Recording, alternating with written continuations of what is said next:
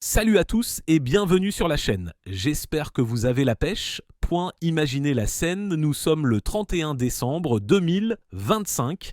Vous êtes chez votre concessionnaire, le champagne est au frais et vous signez le bon de commande pour votre nouvelle voiture hybride rechargeable. Vous êtes content, vous profitez d'une fiscalité avantageuse, tout va bien. Maintenant, imaginez que vous ayez eu un empêchement. Vous ne pouvez pas passer le 31, alors vous y allez le 2 janvier 2026. 48 heures plus tard, vous achetez exactement la même voiture, même homme pneu, même moteur, même peinture. Sauf que là, le vendeur tire une tête d'enterrement, il vous annonce que la voiture est soudainement devenue illégale fiscalement, que son malus a explosé et que vous allez devoir payer des milliers d'euros en plus. Qu'est-ce qui a changé en 2 jours ? La voiture ? Non. Ce qui a changé, c'est la règle du jeu. Et cette règle, elle a un nom barbare qui va faire trembler l'Europe entière, la norme Euro 6 E bis.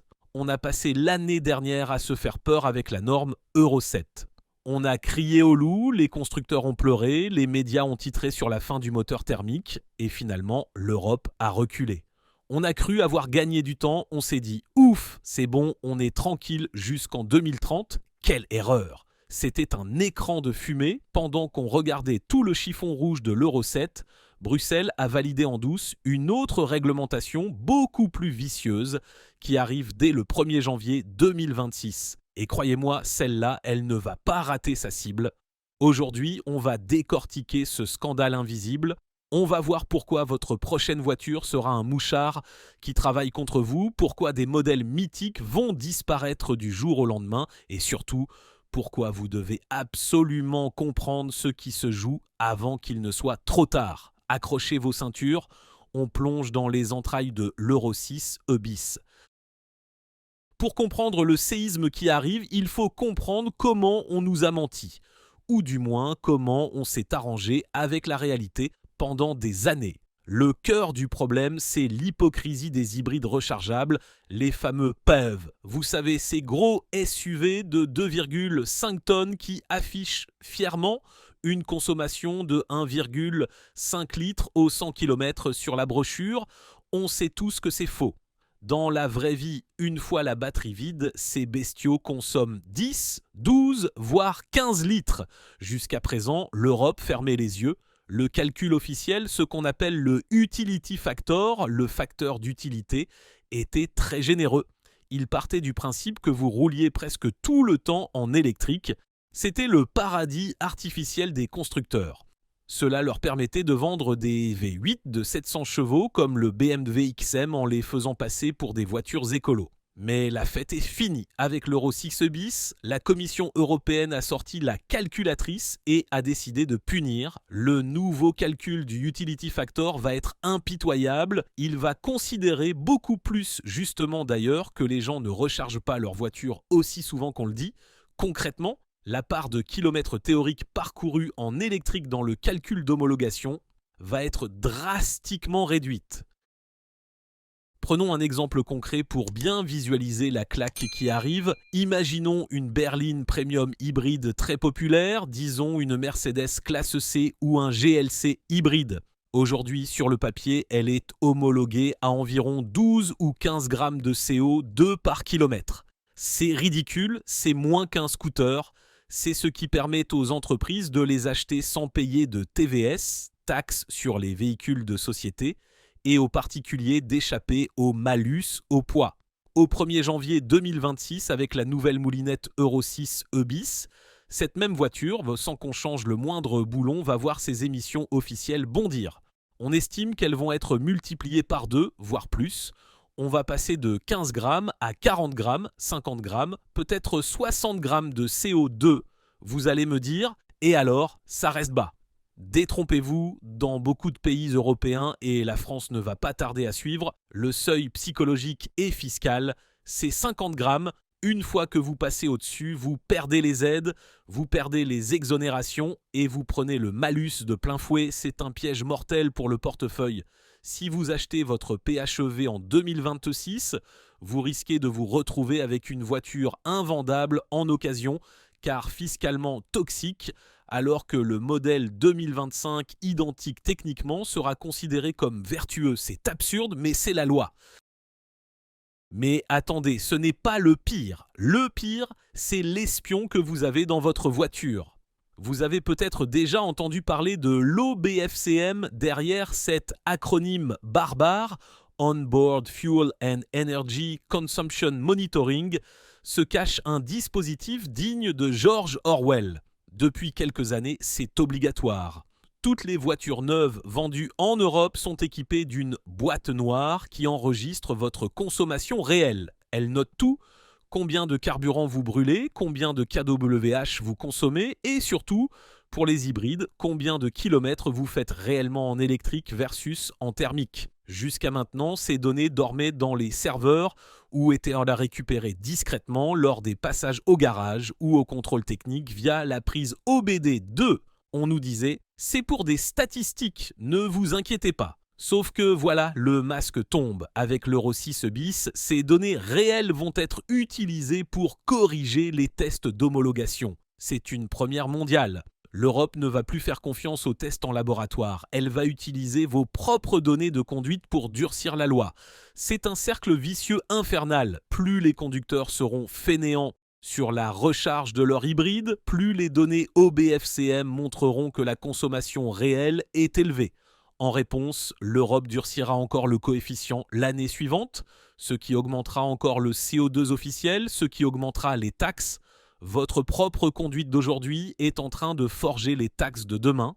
C'est du jamais vu. Et ce mouchard, il ne pardonne rien. Il va mettre en lumière l'écart monstrueux qui existe entre la théorie et la pratique.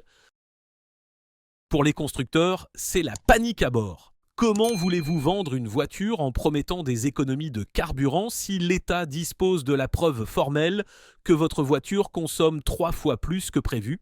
Parlons maintenant de la technique pure, car c'est là que les passionnés d'automobile vont avoir mal au cœur. L'Euro 6 bis ne se contente pas de changer des formules mathématiques dans un bureau à Bruxelles. Elle change physiquement la manière dont on teste les voitures sur la route avec le protocole RDE, Real Driving Emission. Il y a un détail qui semble anodin, mais qui va tuer les sportives. La température, jusqu'à présent, les tests s'arrêtaient à 30 degrés Celsius. Désormais, pour simuler le réchauffement climatique, les voitures devront respecter les normes de pollution jusqu'à 35 degrés Celsius. Ça n'a l'air de rien, 5 degrés, mais pour un moteur turbo performant, c'est un monde. À 35 degrés Celsius, l'air est moins dense, le moteur chauffe, le refroidissement souffre. Pour éviter de polluer, les NOx explosent quand il fait chaud. Les ingénieurs n'auront pas le choix, ils vont devoir brider les moteurs ou installer des systèmes de refroidissement et de dépollution encore plus énormes et plus lourds. C'est là qu'on voit les premières victimes.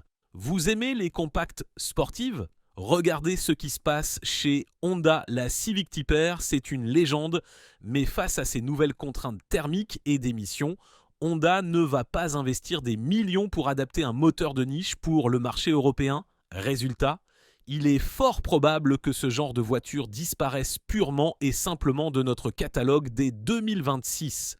Trop cher à mettre aux normes, trop risqué en termes de malus. C'est la stratégie de la terre brûlée. Les constructeurs vont faire le ménage, tous les petits moteurs sympas, toutes les variantes un peu sportives qui ne font pas de gros volumes de vente vont passer à la trappe. On va se retrouver avec une offre automobile standardisée, aseptisée, conçue uniquement pour réussir cet examen de passage scolaire qu'est l'Euro 6 bis. Et attention, les constructeurs ne font pas ça par gaieté de cœur.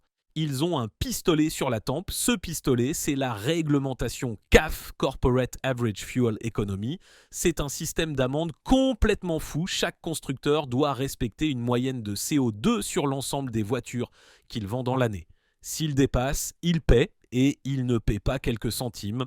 On parle de 95 € par gramme de dépassement multiplié par le nombre de voitures vendues pour des groupes comme Volkswagen ou Stellantis. Ça se chiffre en milliards d'euros.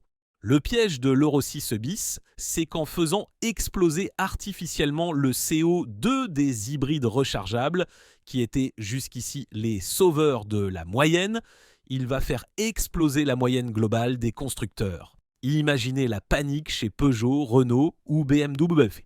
Ils comptaient sur leurs hybrides à 30 grammes de CO2 pour compenser les ventes de moteurs essence. Du jour au lendemain, ces mêmes hybrides passent à 70 grammes ou 80 grammes. Leur moyenne s'effondre. Les amendes deviennent inévitables. Comment vont-ils payer ces amendes ?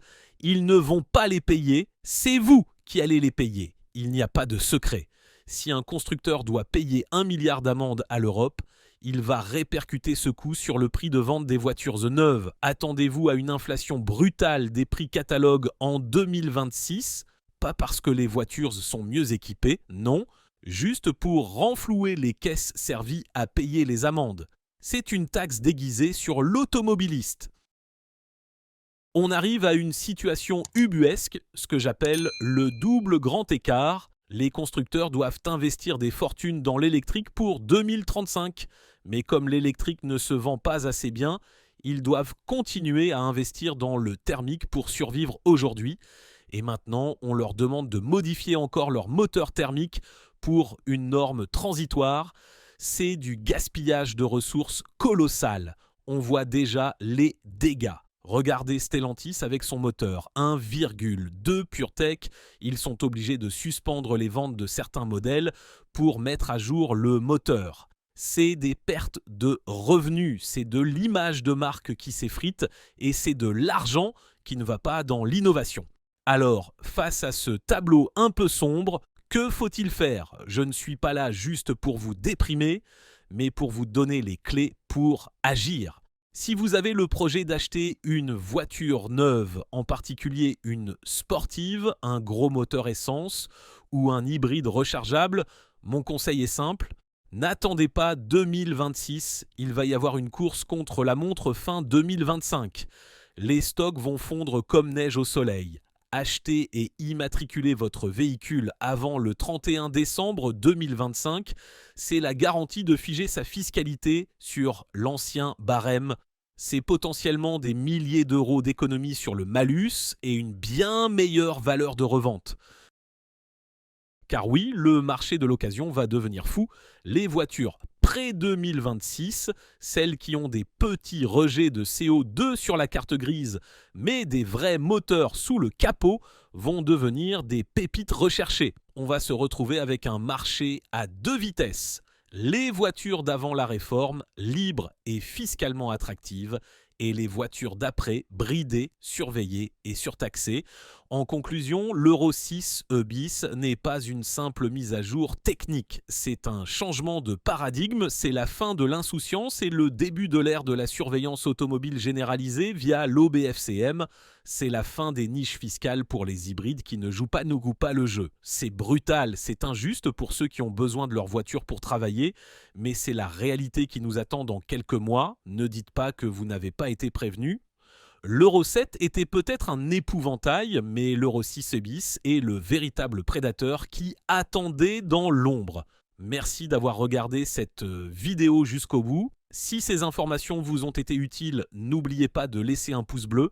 Ça aide énormément la chaîne à se faire connaître face à ces algorithmes qui sont parfois aussi opaques que la Commission européenne. Abonnez-vous pour ne pas rater les prochaines analyses, car croyez-moi, l'actualité automobile n'a pas fini de nous surprendre. Dites-moi en commentaire. Est-ce que cette norme va changer vos plans d'achat ? Est-ce que vous allez précipiter votre changement de voiture cette année ? J'ai hâte de lire vos avis.